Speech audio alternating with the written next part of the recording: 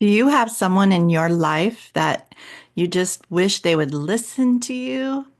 Well, today we're going to talk about this, why listening matters. So, this is day one of a series on listening. So, we all want people to listen to us, but we can't change other people. You can't make someone listen, but you can change you. You are the only thing that you can work on, but we teach people how to treat us. So we can change what we're doing and hope for a better response from that other person. So today we're going to look at understanding what listening really is, some ideas on how to practice and implement it, and changing the way we speak. When you speak more powerfully, then you can learn to get a different response. And when I say powerfully, I mean, you'll have to wait and find out what I mean. So if you are that person that you have conversations and you walk away and think they didn't hear a word I said, then you just type a one below because you are in the right place. The truth is, we all long to be heard, known, and understood. Listening is not passive. It's one of the most important and powerful relationship tools that we have. And the beautiful part is you can do something about it. Just you thinking differently can shift the entire dynamic in your relationships. We see in Psalm 31:2 where David is praying and he says to God, bow down your ear and deliver me speedily. And it was so beautiful. He's asking God to listen closely. And listening is really love in action. When you listen, you're giving something, you're giving dignity and respect to that person. And when you learn to listen well, you are going to get that back from the other person if they're capable. It may take some time. And if they're not willing to do that, then that's up to them. So when you listen, you open the door for healing, connection, and change. So we're going to start out listening. What is listening really? What is it? So listening is more than hearing. It also means to give attention to, attending to, and what we are giving our attention to is how we listen. So this is a really big problem today because of these. We have these in front of our face. And even today, my husband asked me a question. So I pulled up my phone to find out. And then I was aware that I wasn't really listening to what he was saying anymore. That me picking up my phone, giving my attention somewhere else, it cut off the conversation. And my husband is a kind of a quiet person, so sometimes he'll just walk away. He won't say anything. He'll be like, and he'll just walk away. And so I'm I'm disconnecting by picking up my phone. And that's something really important to be aware of. And it's just a habit, but habits can change.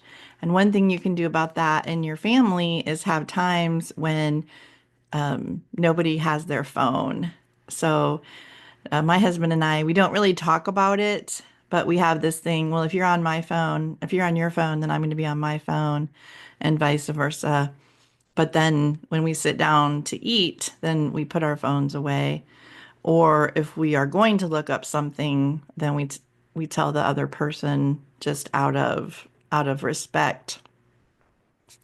So listening is considering the other person.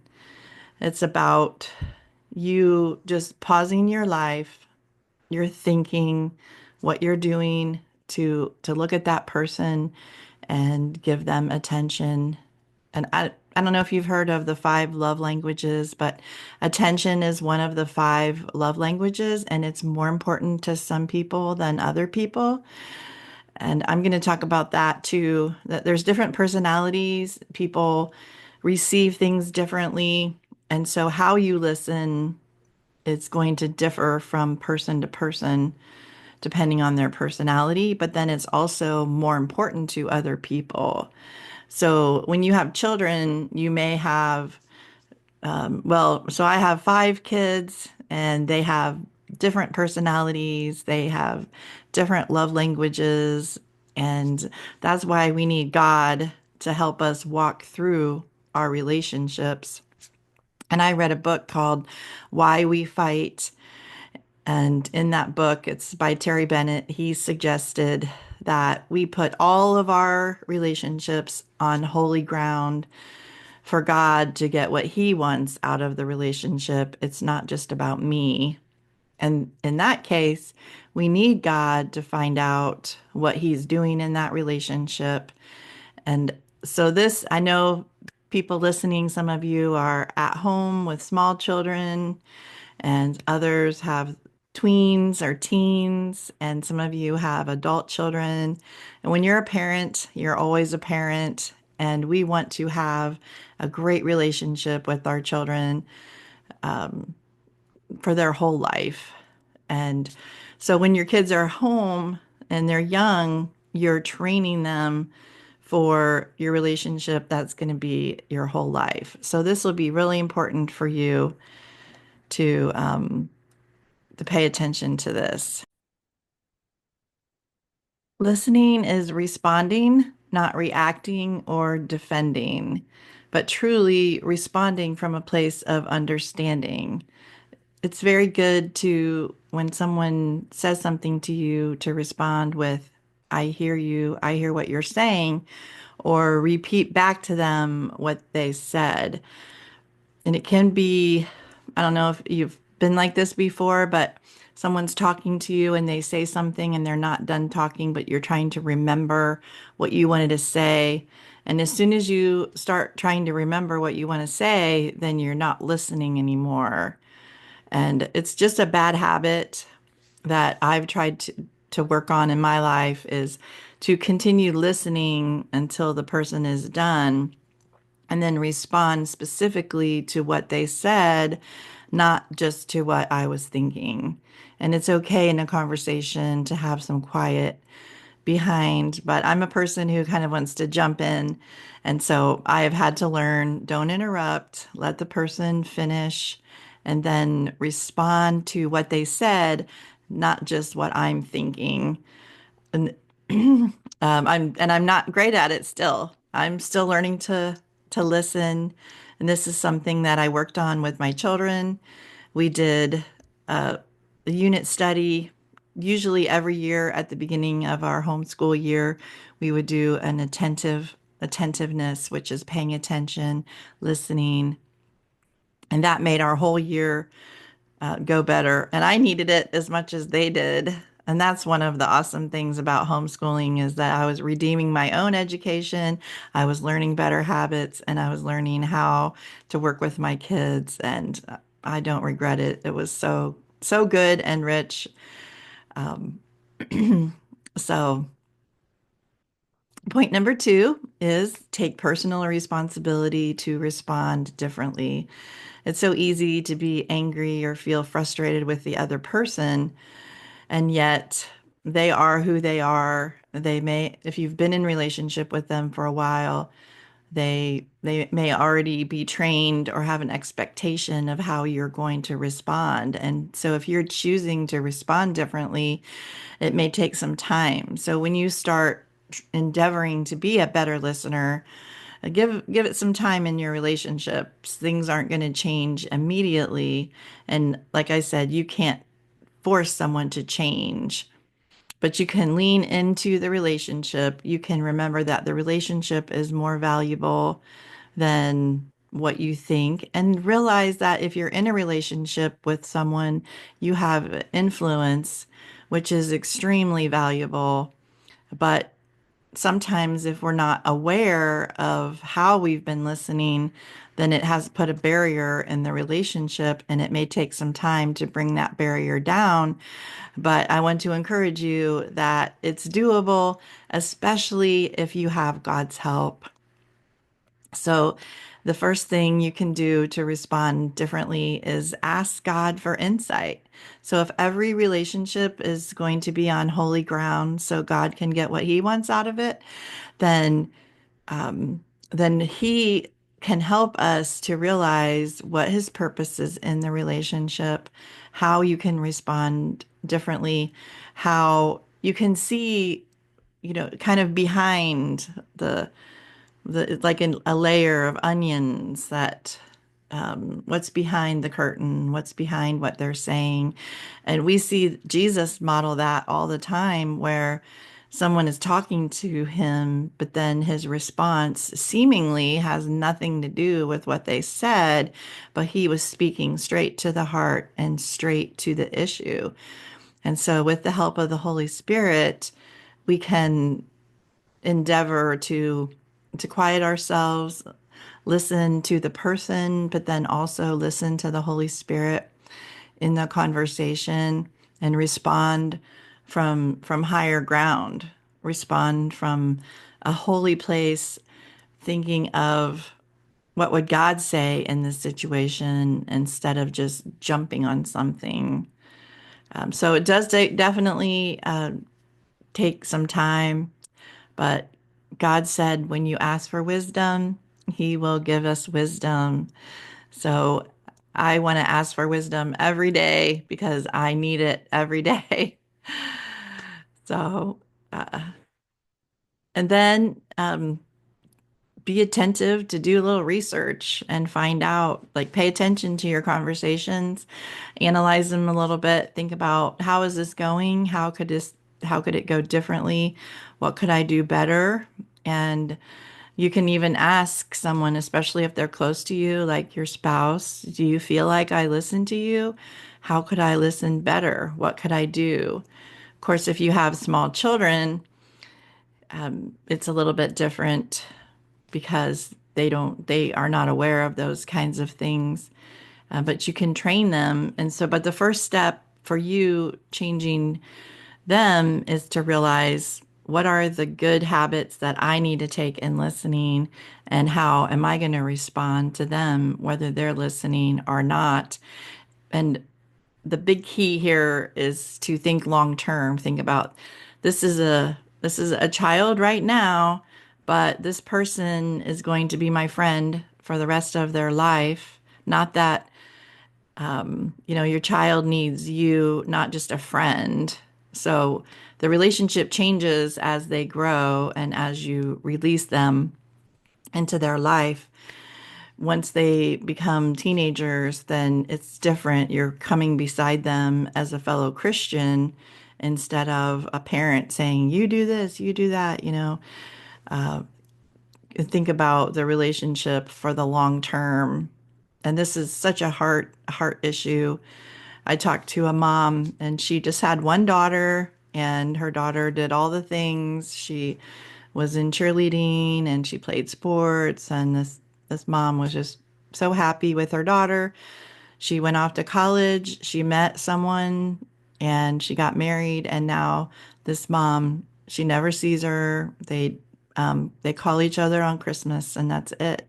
And so this mom just has this big hole in her heart of what happened? What did I do? Why don't I have a relationship with my child anymore? And so that's why I'm encouraging you. I've heard this same similar story over and over again from moms and they and I don't know her well enough to have any idea what could have been the issue there, but I've seen it and I just want to encourage moms to think long term, to think about this is a person who I want to have a relationship my whole life and everything you give, you're going to give back and how you treat your child, that's how they're going to respond to you. So I would encourage you to do some research on listening. If is there a reoccurring problem in your life? This might be something that you want to ask God about or find out about. Maybe research the personality type of the people in your life that you're close to, that you want to grow the relationship with. And does your child shut down because of your tone or your spouse or somebody else in your life? After your relationship has years under the belt, then people jump to immediate conclusions there. Well, she's always that way, or she always says this, or that's always how it goes. And that's not true. And it can be hard, especially when you're trying to change. And I know so many moms with a mother's heart that they just want to have a better relationship with their children, especially their adult children. But when we have to switch from a parent to fellow believer, and it's a big switch because when they're little, you take care of them, but then we got to remember we're preparing them to launch. So the next one is practice what you learn, put it into practice. Isaiah 32:3 says, "The eyes of those seeing will not be dim, and the ears of those that hear will listen." So hearing and listening are different, but it could be a small change, and small changes, and you even caring or asking could make a huge difference in your relationship. Listening is not just about being quiet. It's also about being present and tuned in. So, point three is speak with purpose, whether you're quiet or bold. So, listening does not mean that you never speak, it means that you speak wisely with the right timing, the right tone, and speaking truth. So I'm going to simplify the personality types to extroverts and introverts. So introverts are naturally more quiet and they may feel unheard or discouraged, but I want to encourage you introverts that your voice does matter and don't hold back if you have another person in your life who is an extrovert and naturally very bold. So opposites often attract in relationships, and that is a superpower. That is great. Opposites can balance each other out. And if you had two extroverts that just talk all the time, then no one would be listening. Or if you had two introverts, then things might not get said. So, whoever you're with, just appreciate who they are and what their strength is, but then also remember that you are the balance for that strength. So, if you need to say something, say it because it's very important that that an introvert doesn't just shut down because shutting down does not help a relationship at all. And Second Corinthians 3:12 says, "Since we have such a hope, we are very bold." So we have our hope in Jesus, and He cares about people so much. People are God's portion. He made the world for people. He loves people.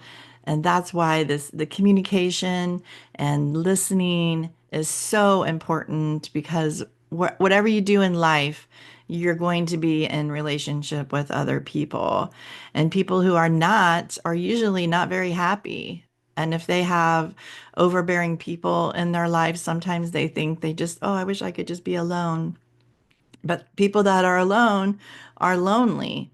So wherever you are, whatever situation you're in, you can make a difference.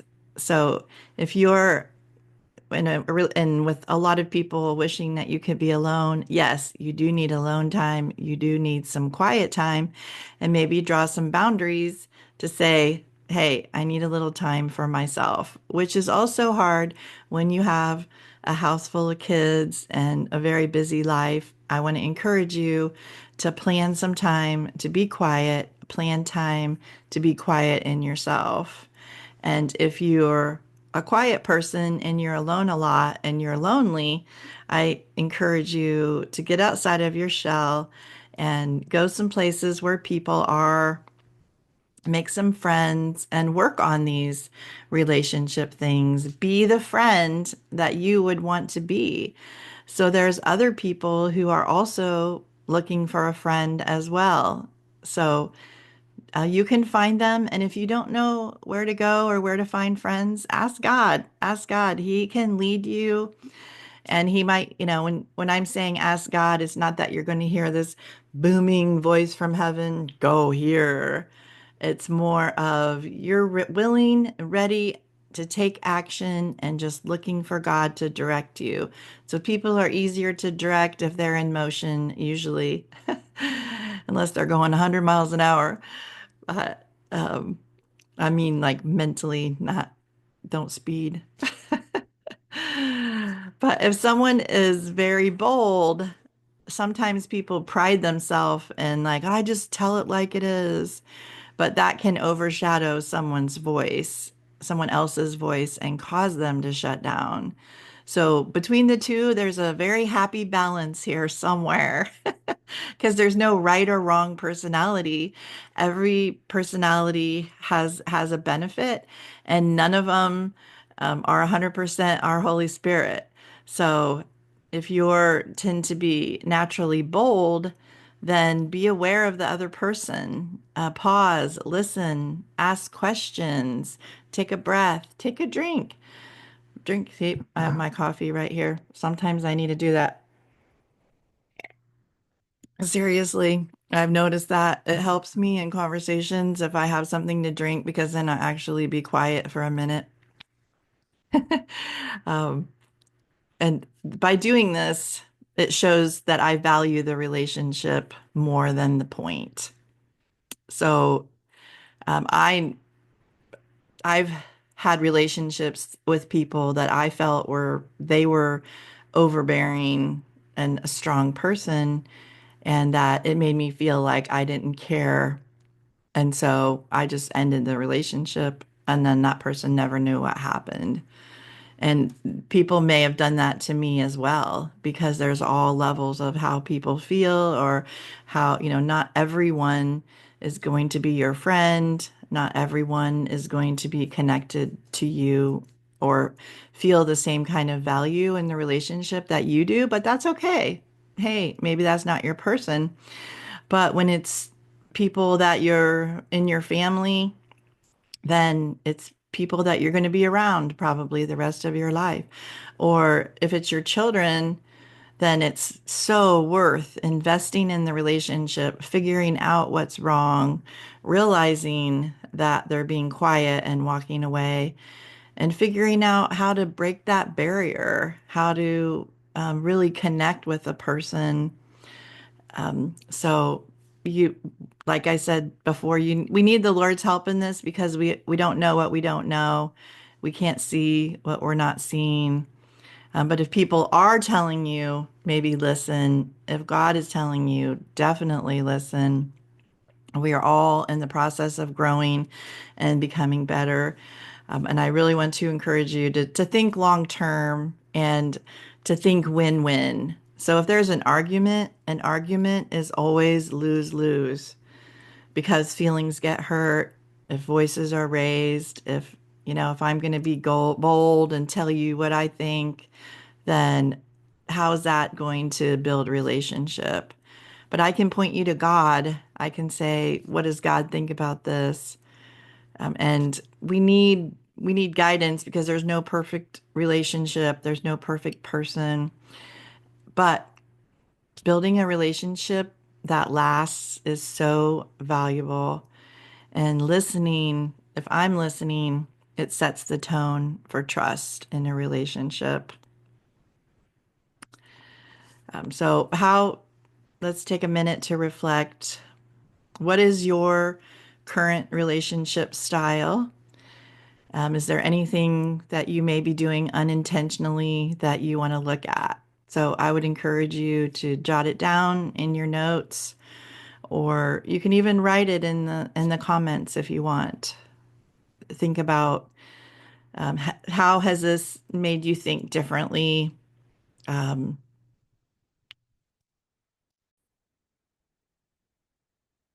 Listening is a faith-filled, relationship-restoring act. You have the power to change the atmosphere in your heart, in your home, in your marriage, in your friendships. You cannot control others, but you can become better yourself by becoming a better listener and growing in the areas that you need to grow.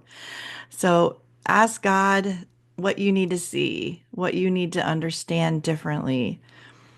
Learn how to respond differently and practice it and start small. So pick one relationship, one area that you want to grow in. I encourage you to find some verses in the Bible that talk about the area that you want to grow in and keep them in front of you. And if you tend to be a quiet person, speak with more boldness. If you tend to be a gentle person, speak up when you need to because you can make a difference. It is never hopeless. Whatever God calls for in the moment, He will enable you with that. So I challenge you to pick one person that you want to grow in relationship with and be proactive, listening with them, listening to them, ask questions, pause before responding, and pay attention to the little details. Pay attention to their face, how they're reacting, and be intentional about having great conversations. They're so worth it. Let's partner with God in creating hearts and a home that listens. So thank you for joining me today. I hope this has impacted you.